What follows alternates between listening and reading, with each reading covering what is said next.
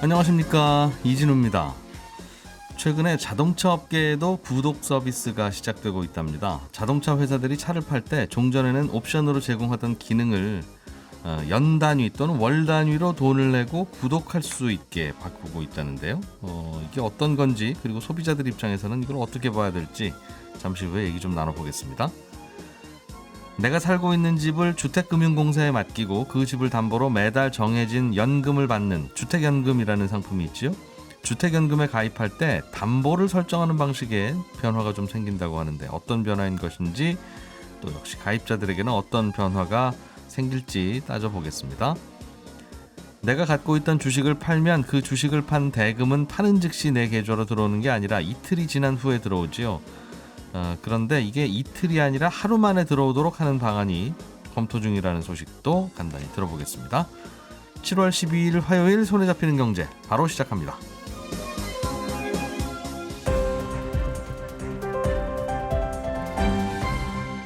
이진우의 손에 잡히는 경제. 네, 하루의 중요한 경제 뉴스를 정리하는 짧지만 소중하고 경건한 시간. 오늘도 김현우 소장, 박세훈 작가, 한국경제신문 나수지 기자, 이렇게 세 분과 함께 하겠습니다. 어서 오십시오. 네, 안녕하세요. 네, 나수지 기자님. 네. 자동차 판매사들의 영업 방식이 달라지고 있다. 네. 옵션을 구독한다는 건데, 뭐 예를 들면 요즘 다 이게 뭐 기본이긴 합니다만 파워 핸들 쓰려면 한 달에 3만 원 뭐 이런 겁니까? 네네, 그런 겁니다. 처음에 한 50만 원 내면 주는 거 이런 게 아니라. 네. 설명을 좀 해주세요. 그러니까 우리가 차 살 때는 어떤 차 사고 싶은지 모델 고르고, 지금은 거기 옵션 뭐 넣을지 골라가지고 예, 기본 모델 가격에 옵션 추가한 만큼 돈 내고, 그러면 그냥 완전히 내 차가 되는 거잖아요. 그렇죠. 근데 옵션 구독이라는 거는 일단 차를 사고 그 다음에 옵션을 구독할지 말지 선택하는 겁니다. 그러니까 대표적으로 예를 들면 테슬라가 원래는 차를 살 때 이 옵션으로 900만 원 줘야 되는 자율주행 기능이 있는데요. 네. 요거를 작년부터 월에 한 22만 원 정도 내고 이용을 하고, 그 대신 언제든 해지할 수 있도록 구독 모델로 바꿨고요. 물론 네. 900만 원 주고 그냥 처음부터 사도 되고, 하지만 구독도 할 수 있도록 바꾼 거고요. 예. 벤츠 같은 경우에 유럽 지역에서 뒷바퀴 각도를 더 많이 회전할 수 있는 거, 요거를 옵션으로 넣습니다. 그러니까 원래는 뒷바퀴가 4.5도까지만 기본 사양은 그렇게 돌아가는데, 네. 요거를 옵션을 넣으면 구독하면 최대 10도까지 뒷바퀴가 돌아갈 수 있대요. 그러면 좁은 공간에서 또 차를 잘 돌릴 수 있게 되는. 아하, 그런 기능이 있는데 그거 장착하면 뭐 예를 들면 100만 원이 비쌉니다라고 하면 뭐 살 수도 있고 뭐 안 살 수도 있고 그런 건데. 네. 이게 뭐 한 달에 얼마, 1년에 네, 그렇죠. 얼마 이런 식으로 내면 준다. 네. 그 기간 동안만 마치 우리가 넷플릭스에서 뭐 하나 이렇게 빌려서 보듯이, 예. 네, 그렇게 구독을 할 수 있다라는 거고. 잠깐만요, 기자님. 네. 그러면 내가 이걸 샀어요. 네네. 한 달에 뭐 예를 들면 10만 원 주고 샀다. 두 달 써보니까 쓸 일이 별로 없어요. 네. 처음에 장착할 때는 뭐 100만 원인데 한 달에 10만 원 내고 구독하라고 해서 샀더니 별로 소용이 없거나 이 돈을 여기다 쓰는 건 아닌 것 같아요. 그러면 다음 달부터 안 씁니다. 그러면 네. 뒷바퀴가 많이 돌아가는 그 기능을 해주던 부품을 자동차 회사가 와서 떼어갑니까? 그렇진 않고요. 요거를 소프트웨어로 제어를 하는 겁니다. 그러니까 지금 자동차는 우리가 자동차 회사에서 뭔가를 연결해서 지시할 수 있는 것들이 없는데, 예. 이제 새로 나오는 자동차들은 그 오버더에어 OTA라고 해서 네. 그냥 와이파이, 마치 와이파이로 핸드폰이나 뭐 전자기기를 작동하는 것처럼 예. 그렇게 자동차도 자동차 회사들이 소프트웨어를 통해서 제어를 할 수가 있게 되는 거죠. 그럼 직접 안 오고 내 차를 조정해서. 네, 소프트웨어를 조종해서 구독을 했을 때는, 돈을 냈을 때는 그 그게 소프트웨어를 작동하고. 가능하게 하고. 그럼 한 달에 5천 원 안 내면 오늘 왜 라디오가 안 나와? 그러면 이제 그럼 안 되고. 안 낸 거예요? 네, 와, 안 되는 그래요? 거고. 해킹도 네. 가능하겠네요. 그게 이제 자율주행 시대의 야. 문제가 될 텐데. 네. 또 어떤 기능이 그럼 이런 식으로 구독식입니까? 네, 최근에는 사실은 가장 이슈가 됐던 게 BMW가 그 새로운 구독 모델을 내놨는데, 이 하반기부터 나오는 신차들은 자동차 시트에 이 겨울에 엉덩이 따뜻해지는 거 있잖아요. 네. 요거 월 24,000원. 못됐다. 핸들 잡았을 때 따뜻해지는 아니 거 아니 월 아니. 13,000원. 이거는 굉장히 중요한 기능인데. 이거는 11월, 12월, 1월, 2월만 구독하면 되잖아요. 그렇죠. 이게 싸겠는데요, 그러면? 그렇게 보면 소비자들한테도 좋은 걸 수도 있습니다. 네, 그러니까 정말 말씀하신 대로 3개월만 그러니까 지금까지는 아예 돈 내고 이거를 완전히 사야 됐는데 네. 요거를 한 3개월만 구독한다고 보면 또 소비자들한테 좋은 걸 수도 있고. 요거는 매일매일로 하면 어차피 조수석에는 나는 안 타니까 손님 있을 때만 잠깐 구독해서 하루 쓰고 반납하고. 그렇긴 한데 어차피 그렇게도 차를 살 가능하겠네요. 예. 그 옵션이 돈이 포함돼서 차값에 포함돼서 나오잖아요. 예를 들어 그 네. 옵션이 100만 원인 건 네. 하드웨어 값을 사야 되는 거고. 아, 이걸 또 월 구독으로 가능하게 하려면 밑에 열선은 깔아놔야 되니까. 그렇죠. 이미 돈은 들어가는 거고 기본적으로 그걸 돈은 들어가고 네. 또 그거를 스위치 켜주는데도 돈 받겠다. 그렇습니다. 알겠습니다. 근데 사실 별로 그 부분, 좋지는 않네요. 네, 근데 예. 사실 그 부분은 조금 논쟁이 있을 수 있는 게 그 자동차 회사 입장에서는 왜 지금도 그렇잖아요. 그러니까 왜 옵션이 있는 거 없는 거를 여러 개를 라인을 돌려가지고 생산하는 것보다 그냥 네. 옵션 있는 거를 자동차 회사들은 쭉 생산한 다음에 네. 거기서 옵션 없는 거 지금도 이제 일부 자동차 회사들은 그렇게 하는 게 더 싸기 때문에 그렇게 하는 경우도 있거든요. 그러니까 그 자동차 값이 진짜 비싸질지는 한번 따져봐야 되는 문제긴 합니다. 그렇군요. 네. 네, 그래서 뭐 BMW 보면 이런 거 많습니다. 자, 마주오는 차 있으면 상향등 자동으로 끄는 기능 뭐 월 11,000원, 블랙박스 15,000원 뭐 이런 식으로. 요거를 월에도 할 수 있고 3개월, 6개월, 1년 단위로도 할 수 있고 뭐 아예 영구적으로 살 수도 있고요. 그래서 이게 며칠 전에 홈페이지를 통해서 공개가 됐는데 네. 굉장히 반발이 심하다 보니 아직 한국에서는 아니고 좀 다른 나라에서 신차 대상으로 해보려고 한다. 네. 네, 아까 그 뒷바퀴 돌아가는 거 요것도 한국에서는 아니고 유럽에서 이렇게 하고 있습니다. 그렇군요. 자동차 회사들은 수익성을 높이기 위해서 네, 그런 거겠죠? 네. 일종의 렌탈인데 정수기처럼. 그렇습니다. 그러니까 예.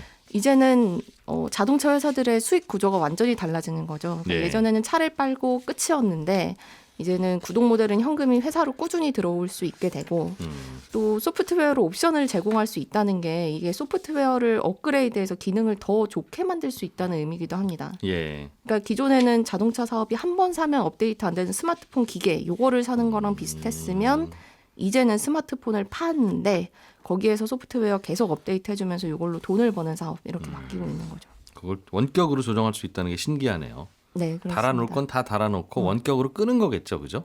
그렇죠. 얄밉게. 기왕 달아놨으면 그냥 켜줘도 큰 돈 안 들 텐데. 그러면 또 소비자들이 돈을 안 내시니까 일부러 그렇습니다. 끄는 수고를 하는 뭐 네, 그런 거죠. 방식인 네. 것 같아요.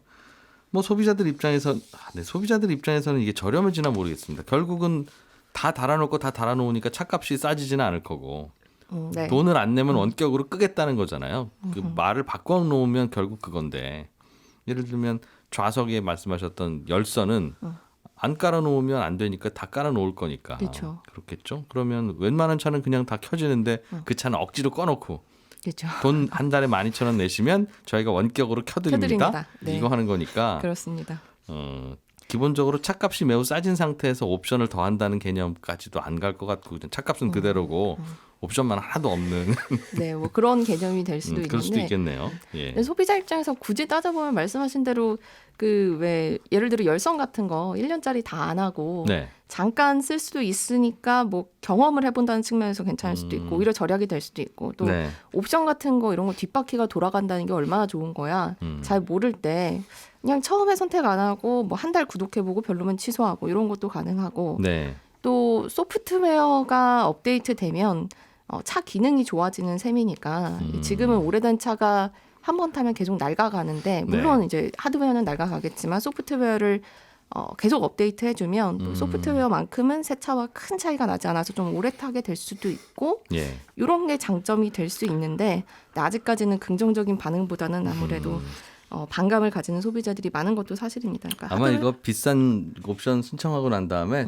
한 두어 달 써보고 저 이거 안 쓸랍니다라고 고객센터에 전화하면 네. 고객님 그거 한 달에 8만 원짜리인데요. 저희가 다른 데는 말씀하지 마시고요. 저희가 22,000원에 해드릴게요. 어떻게 괜찮으세요? 이런 식으로 끝까지 아마 그럴 가능성이 8,000원까지 있죠. 내려갈 겁니다. 네. 자동차 회사 입장에서는 어차피 달아놓은 기능 네. 스위치 올리고 내리는 걸 텐데 뭐 단돈 2,000원이라도 내시면 그냥 켜드리는 게 낫죠. 네. 비밀만 지켜지면. 그럴 가능성도 아니 그리고 지금 사실 넷플릭스 같은 것도 해지하려고 하면 갑자기 몇 개월만 공짜로 더 이벤트. 써보시고 이렇게 하잖아요. 그렇게 될 가능성도 있겠죠. 중고로 팔 때는 해지하고 팔아야겠네요. 네, 해제하고 아까 근데 그거는 차량에 귀속됩니다. 그러니까 예를 들어 내가 1년짜리 옵션을 샀다. 그러면 그게 이제 1년 뒤에 끝날 때까지 만약에 6개월 만에 중고차를 팔았다. 네. 그럼 그 차에 붙어가지고 같이 넘어가는 거고. 중고차 사시는 분도 이 할부금 지불을 해야 하는 의무까지 나한테 넘어온다. 네, 그렇죠. 거겠죠? 뭐 중고차 그쵸. 아 근데 이미 돈을 낸 거에 대해서. 그러니까 예를 들어 1년짜리 뭔가를 구독을 했으면 1년 동안 간다 이거죠? 네. 네네네네. 그렇겠죠, 당연히. 해당 자동차에 항상 붙어 있는 기능으로 1년간은. 제가 중고차를 샀는데요. 네. 그 중고차에도 우리 국산차입니다. 거기에 이제 그 기능이 있어요. 그런데 소유권 이전을 변경을 하니까 네. 기존에 무료로 이걸 하셨던 그 기능, 내비게이션이나 이런 기능이 다 끊어지더라고요. 그러면서 내비게이션이 아주 안 좋은 길로 실시간 교통 정보를 반영하지 않은 길로 안내를 하고 음성 인식 기능이 있었는데 네. 그날부터 이 친구가 말을 잘 못 알아듣고 그런 기능이 먹통이 되면서 아주 불편해지더라고요. 그런 부분들은 있습니다. 무료는 끊어집니다. 돈 낸 건 안 끊어지고. 그렇군요. 최초 구매자에게만 주는 옵션입니다였을 수 있으니. 네. 그렇군요. 재밌는 일이 벌어지고 우리 초고속 인터넷 해약하려면 아주 다양한 제한을 받게 되잖아요. 그렇죠. 그거하고 비슷하게. 네. 예, 박 작가님이 준비한 소식 들어보겠습니다. 네. 지금은 주식을 팔면 이틀 있다가 주식 판돈이 들어오죠. 그렇습니다. 금요일에 팔면 토요일, 일요일은 없는 날을 놓치고 월요일, 화요일 날 들어오는 화요일. 네. 그런 건데 이게 기간을 이틀에서 하루로 당기는 방안이 검토되고 있습니까? 그런 보도가 어제 나왔는데 금융위에서는 검토 중이지 않다라고 네. 얘기를 했어요. 그래서 이게 사실 좀 싱거운 아이템이 된 셈인데 네. 그래서 그럼 도대체 왜 주식을 팔면 돈이 이틀 있다가 들어오는 거냐? 이게 저희 송경제 쪽으로 문의가 많이 들어오거든요. 네. 요걸 아주 얇게 말씀을 좀 드려볼게요. 네. 왜 이틀 걸리냐면 예를 들어서 제가 주식회사 이진우의 주식 한 주를 갖고 있다가 팔았고 팔았다는 건 누군가 샀다는 거겠죠. 네. 제가 판 주식을 김현우 소장님이 샀다고 해봐요. 그런데 주식 거래는 지갑이나 구두 같은 물품 거래랑은 좀 다릅니다. 네. 제가 김현우 소장님을 만나서 실례합니다. 주식 사신 분이죠. 주식 여기 있습니다. 하고 그 자리에서 바로 돈을 받고 파는 구조가 아니잖아요. 주식도 아파트나 뭐 땅처럼 등기를 해야 소유권이 이전이 되는 건데 네. 그래야 저 주식을 가지고 있는 사람이 누구인지 명확히 할 수 있으니까요. 그렇겠죠. 그걸 예탁 결정해서 하거든요. 그러니까 오늘 주식을 사겠다라는 주문을 내면 실제로는 제가 그 주식을 사는 거지만 그날 저녁에 오늘 주식을 살 사람들을 한국거래소가 다 모읍니다. 오늘 사신 분들 명단을 다 모아서 다음날 예탁 결정원에다 넘겨주고 네. 그럼 예탁 결정원은 이렇게 주인들이 바뀌었구나라고 일일이 바뀐 걸 등록을 다 합니다. 네. 그리고 등록이 다 됐습니다. 한 후에 다시 거래소에 넘겨주면 그 다음날 아침에 주식의 등기 권리증을 받을 수 있는 건데 예. 이 작업하느라고 이제 2박 3일 걸리는 거거든요. 첫날에는 주식 사고 팔고 다 모으고 네. 그 다음 날은 증권예탁 결제원에 보내주면 네. 이제 출근하신 분들이 다 그 작업을 하고 그렇습니다. 그 다음 날부터 새로운 등기증 여기 있습니다 하고 주니까 2박 3일은 필요하다. 그렇습니다. 근데 또 요즘 같은 바쁘다 바빠 현대 사회에서 무슨 이틀이나 걸리냐. 바쁘니까 증권사 직원들이나 예탁결제원 직원들이 밤을 새서라도 그 일을 좀 빨리 해줘라. 그러면 예전에는 좀 어려웠을 거예요. 수기로 다 해야 되니까. 예, 예. 예전에 전산이 많이 발달됐잖아요. 그래서 그렇게 할 수는 있는데 네. 일단 그런 관행이 계속 이어지고 있는 거고 다른 나라들도 사실 이게 관행이다 보니까 하루라도 당기게 되면 해외 투자자들이 헷갈린다. 이런 주장도 있습니다. 그런데 네. 또 미국을 보면요. 1993년에 기존의 5일이었던 결제 기간을 3일로 줄였고요. 2017년에 3일을 이틀로 줄였습니다. 좀 부지런히 일했네요. 그렇습니다. 그리고 2024년에는 이걸 다시 예. 하루로 줄이겠다라고 얘기를 하고 있거든요. 예. 그리고 유럽 국가들도 작년부터 하루로 줄이는 걸 검토하고 있어서 우리도 뭐 하루로 줄이는 게 전혀 불가능할 건 아닙니다. 그러니까 앞으로 어떤 논의들이 나올지 지켜봐야 되고 예. 참고로 인도는 지금 이걸 하고 있어요. 예. 시가총액 하위 100개 종목 같은 경우는 팔면 다음 날 바로 돈이 들어오는 구조로 실험을 하고 있는 그런 상황입니다. 그러니까 월요일 날 주식 사고 팔고 그리고 나서 월요일 장 끝나고 밤에 예탁결제원으로 보내주면 네. 밤에 예탁결제원이 다 그런 거 정리해서 그 다음날 아침에 이렇게 바뀌었네? 라고 네. 딱 통보해주면 되는 거죠. 그렇죠. 물리적으로는 가능한데 가능합니다. 그게 이제 사람이 하자고 하면 이거 밤새 해야 되지 않습니까? 네. 이제 그런 얘기 나오지만 기계나 컴퓨터가 하게 되면 뭐 밤에 해서 하루 만에 줄 수도 있겠다. 하는 그렇습니다. 거죠. 예. 김현우 소장님, 네. 주택연금 담보 설정 방식이 바뀐다. 네. 주택연금이라는 게 내 집 담보로 맡기고 매달 생활비 타서 쓰다가 네. 나중에 정산하는 거죠. 그렇습니다. 근데 근데 담보 설정 방식이 바뀐다는 게 무슨 뜻입니까? 담보 설정 방식을 바꿀 수 있게 되는 겁니다. 이게 뭐냐면 주택연금은 두 가지 방식으로 담보를 설정을 할 수가 있어요. 예. 하나는 저당권 방식, 하나는 이제 6월에 나올 신탁 방식인 건데요. 작년 6월에 나왔습니다. 근데 예. 지금까지는 일단 처음에 가입할 때 하나의 방식을 선택하면 그냥 평생 그걸로 쭉 유지가 됐어야 되는데 이제부터는 일부 경우를 제외하면 왔다 갔다 전환이 가능합니다. 그러니까 저당권 방식에서 신탁, 뭐 신탁에서 저당권 이렇게 중간에 변경이 가능하다. 이렇게 이제 바뀌는 겁니다. 근데 내 집을 담보로 맡길 때 저당권 방식과 신탁 방식 둘 중에 하나로 맡긴다는 건데 담보로 네. 둘 다 무슨 뜻인지 모르겠어요. 네. 일단 저당권 방식 같은 경우에는 예. 일반 주택담보대출하고 구조가 동일합니다. 그러니까 소유권은 나에게 있고 네. 가입자에게 있고 예. 그리고 주택금융공사가 그 집에 대해서 근저당권을 설정한 다음에 이제 연금을 대출을 연금처럼 주는 거죠. 은행에서 담보 잡듯이 하는 거. 맞습니다. 네. 신탁 방식은 뭐냐면 이건 조금 은행에서 대출 받을 때는 생소하기는 하지만 예. 가입자가 아예 주택의 소유권을 넘겨버립니다. 주택금융공사로 넘겨버리고 신탁을 통해서 네. 그래서 소유권은 공사에게 있는데 세금이나 뭐 주택에 대해서 실질적인 관리는 가입자가 해야 되는 거고요. 네.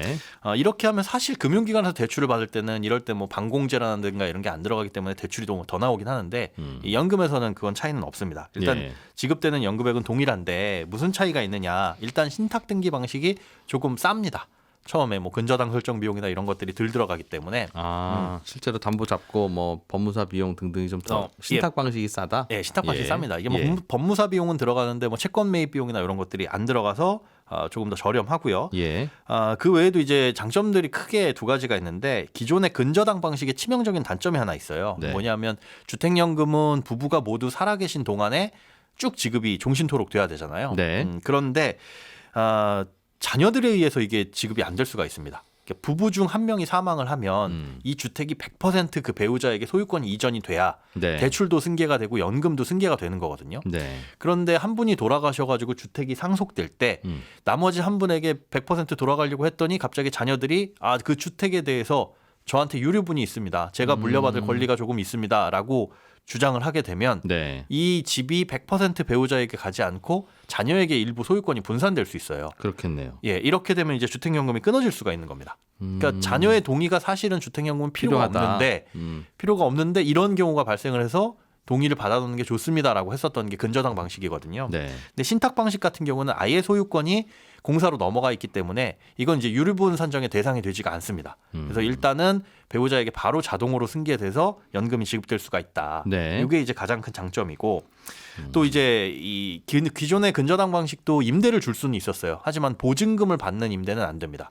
예를 들면 다가구 주택 같은 경우에는 내가 몇 층에 살고 네, 그렇죠. 남는 층을 세입자를 줄 수 있었는데 네, 그렇습니다. 그리고 그 집은 내 집이니까 주택연금을 맡기고 맞습니다. 예. 그런데 보증금을 받는 월세 같은 거는 안 되고 종전에는 예, 보증금 네. 없이만. 왜냐하면 이게 근저당권이 1순위로 다 그 주택금융공사에 잡혀 있기 때문에 세입자들이 들어와 봐야 여기서는 이제 보호를 받을 수가 없는 거예요. 그래서 아예 안 됐었는데 신탁 방식 같은 경우에는 거의 집주인이 이 공사가 되는 거니까. 네. 그래서 일단 그 보증금을 받는 월세도 되고 그 보증금을 받게 되면 주택금융공사에서는 그 돈을 1금융권 은행에다가 맡겨놨다가 네. 이 계약이 종료가 되면 세입자한테 돌려줄 때 그때 쌓인 이자는 집주인에게 주는 것으로 그렇게도 가능합니다. 그래서 전세금을 내가 쓸 수는 없고 그렇습니다. 집주인이 맞습니다. 쓸 수는 없습니다. 그러면 어차피 등기하는 건 마찬가지인데 신탁 등기로 하면 비용도 조금 싸다고 하고 네, 배우자 둘 중에 하나가 먼저 사망하더라도 나머지 배우자가 안정적으로 주택연금을 받을 수 있고 그렇습니다. 자식들한테 눈치 안 보고 예, 게다가 임차인도 뭐 전세면 전세 반전세면 반전세 받을 수 있고 그렇습니다. 그럼 다 이걸로 하죠? 단점이 뭐예요? 단점이 있기는 한데 불편한 게 있지만 해소가 가능해요. 그래서 아마 이걸로 다들 하실 것 같습니다. 예. 일단 먼저 부부가 모두 사망한 다음에 그래도 소유권이 공사에 있거든요. 예. 그러다 보니까 이것저것 정리하고 뭐 자녀 재산 상속인에게 주고 뭐 이런데 시간이 걸립니다. 근데 그 시간이 걸리는 게 근저당 방식은 뭐 바로 신청하면 그날 청산이 되는데 요거는 길면은 한 2주 정도의 시간이 필요하다는 거. 그래서 이거야 뭐 기다리면 그만이죠. 그렇습니다. 예. 이거 기다리면 그만이고 하나의 문제점이 이제 연금 받고 있는 중에 네. 이 집이 재건축이나 재개발이 될 수 있잖아요. 네. 그런 상황에서 문제가 될 수가 있는 게 소유권이 나한테 없다 보니까 네. 이주비 대출이라든가 아니면 그 조합에서 분담금 대출을 받아야 될 때 내 집이 아니니까 서류상으로 이 대출이 어려워질 수 있어요. 네. 그래서 이런 경우에는 신탁 등기 방식에서 다시 근저당권 방식으로 바꿀 수 있으니까 그때 가서 바꾸면 약간의 비용은 부담이 되겠으나 네. 이렇게 하면 해소되는 문제라서 이것도 크게 뭐 문제는 되지는 않습니다. 그럼 이번에 바뀌는 제도가 이렇게 왔다 갔다를 가능하게 한다. 그렇습니다. 왔다 신탁 갔다. 방식이 좋아서 하셨다가 혹시 재개발이나 재건축이 되면 이런저런 소유권 내지는 권리를 주장해야 될 일이 있으니 그렇습니다. 그럴 때는 바꿀 수 있다. 예. 알겠습니다. 이거는 좋아지는 거군요. 네, 좋아지는 예. 겁니다. 박 작가님이 준비한 소식 하나 더 들어보겠습니다. 네. 러시아에서 독일로 가는 가스관이 있죠. 네. 그 가스관에 부품을 두고 독일과 우크라이나 사이가 안 좋아졌다. 네. 이게 무슨 얘기입니까? 최근에 러시아가 자기네가 독일로 보내는 가스의 양을 평소 대비 40% 가까이 줄였거든요. 예. 그랬더니 유럽이랑 미국이 지금 가스 가지고 보복하는 거냐 마구 몰아붙였습니다. 네. 그러니까 러시아가 아니 그게 아니라 가스관에 들어가는 중요 부품이 있는데 고장이 네. 나서 수리를 맡겼다. 캐나다 업체가 고치고 나서 준다더니 안 주고 있다. 네. 그래서 우리가 지금 가스가 못 돌리는 거다. 부품만 돌려받으면 바로 가스 공급할 거다라고 했거든요. 네. 그랬더니 우크라이나 정부가 캐나다 정부한테 그거 돌려주면 안 된다. 안 돌려줘야 러시아를 제재할 수 있다. 이렇게 강하게 요구를 했어요. 진짜 중요한 부품인가 봐요. 터빈이거든요. 못 네. 돌리는 겁니다. 그러니까 우크라이나 입장에서는 그럴 수 있잖아요. 러시아한테 돌려주지 말라고. 돌려주면 러시아가 가스를 많이 또 팔 수 있게 될 그러니까요. 거고. 그리고 예. 러시아를 제재하기로 한 국제사회 입장에서도 안 돌려주는 게 맞습니다. 네. 제재하기로 했으니까요. 음. 그런데 우크라이나 이런 요구를 두고 러시아가 화를 낸 게 아니라 독일이 화를 냈어요. 캐나다가 부품 안 돌려주면 러시아가 우리한테 가스 안 주고 가스 없으면 우리 겨울에 많이 힘들다. 그러니까 빨리 돌려줘라. 불똥이 독일에 튀는데 네. 너희들은 다 가스 있잖냐. 우리는 러시아에서 가스 안 주면 없다. 그렇습니다. 러시아 제재를 외치고는 있지만 가스가 없으면 겨울에 많이 힘든 독일의 네. 입장이 반영이 된 거죠. 그래서 결국 캐나다가 부품을 러시아에 돌려주는 걸로 어제 결론이 났는데 우크라이나 입장에서는 굉장히 서운한 겁니다. 네. 앞에서는 러시아를 제재하자고 강하게 얘기를 하면서 정작 자기들이 손해보는 건 안 하겠다라는 거니까 굉장히 서운할 수밖에 없죠. 그래서 독일하고 캐나다 정부에 공식적으로 서운합니다라는 입장을 내놓기도 했습니다. 그렇군요. 야, 이거 독일 보고 뭐라고 할 수도 없고. 네. 독일 보고 뭐라고 하려면 독일의 추운 겨울 날 때 그 뭐라고 하는 사람이 가스 보내줘야죠. 그러면. 네. 아니, 같이 추워야지 같이 제재를 하지. 그러니까 또 그게 독일의 입장이고. 그렇습니다. 거참. 그러면 이제는 캐나다가 그 부품 수리해서 돌려줬으니까. 네. 참 근데 그것도 신기하네요. 독일이 못 고친다는 거 아닙니까? 그럼 그 부품을 네. 캐나다는 고칠 수 있고. 그렇습니다. 저 그걸 찾아봤는데 야, 그런 신기술이 그걸 못 캐나다가 찾았어요. 대견하네요. 왜 캐나다로 갔는지 못 웬만하면 찾았습니다. 독일은 다 하는데 그런 네. 그런 류의 일은. 그럼 이제 독일한테는 가스가 많이 가요? 이제 충분히? 아니요, 못 갑니다. 왜냐하면 예. 어제부터 가스관 정기 보수에 들어갔어요. 근데 이건 미리 통보가 됐던 거라서 예. 깜짝 놀랄 일은 아닌데 다만 이 정기 보수를 21일까지 하겠다라고 러시아가 밝혔거든요. 예. 근데 이 시기가 매우 묘합니다. 왜냐하면 오늘부터 미국 재무장관이 아시아 순방을 시작하는데 네. 우리나라도 방문할 겁니다. 눈여겨봐야 할 점은 뭐냐면 재무장관이 순방의 목적으로 러시아 원유 가격 상한제를 순방 국가들에게 설득시키는 거다라고 했다는 점이거든요. 러시아 원유를 이 가격 이상은 절대 사지 그렇죠. 말자. 소비자 담합을 하자. 그렇습니다. 예. 그러면 러시아 입장에서는 위협이 되는 겁니다. 그렇겠죠? 그러면 계속 가격 상한제 얘기할 거야? 그럼 우리 가스관 안 연다? 잠궈버린다? 어. 라고 나올 수가 있는 겁니다. 보수하다가 여기 저 상처 발견했네. 그렇습니다. 이거 한 열흘 또 고쳐야 되겠습니다. 그래서 만약의 사태에 대비해서 독일과 프랑스가 어제 비상체제에 돌입한다고 하는데 어떻게 될지는 잘 모르겠습니다. 네, 오늘 나수지 기자, 박세훈 작가, 김현우 소장 고생 많으셨고요. 저는 11시 5분에 손에 잡히는 경제 플러스에서 또 한 번 인사드리겠습니다. 청취자 여러분 고맙습니다.